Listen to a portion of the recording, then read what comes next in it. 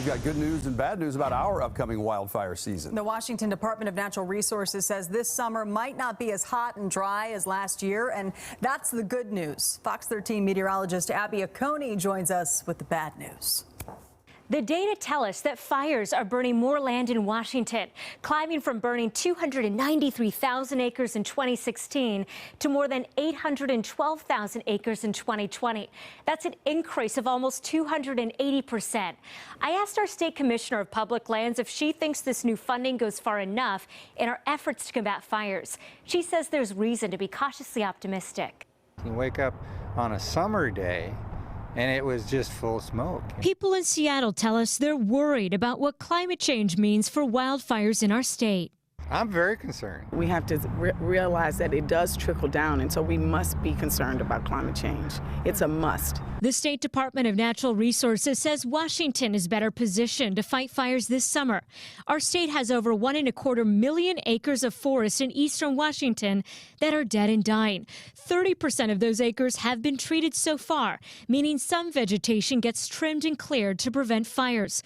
Money from House Bill 1168 has helped fund those efforts. That bill passed unanimously in the Senate last year. Unfortunately, there's too much fuel in these forests, too much dead, dying, disease trees that are leading to really these catastrophic fires. This will help make progress in that way. State Commissioner of Public Lands Hillary Franz pushed hard for House Bill 1168. She says money from that bill is also going into helping vulnerable communities become fire resilient. That looks like educating people who live in fire-prone areas on protecting their homes from wildfires, including learning how to trim trees and bushes on their property.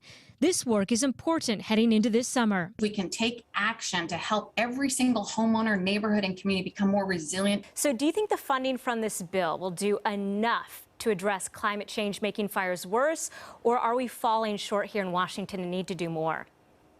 So I definitely think this is a long way in the right direction. For too long, we've underfunded wildfire resources. Franz says that more than half of our forests in Washington that are in poor health are federal lands. That's why she's glad that billions of dollars from the infrastructure bill are going towards treating federal forest lands in 11 western states.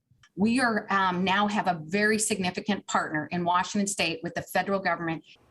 Franz says that problems with our forest health have been 50 to 100 years in the making, and that these issues won't be solved in just a few years. She says these efforts need to continue for a long time to ensure our state is ready for a changing climate and severe drought. Back to you.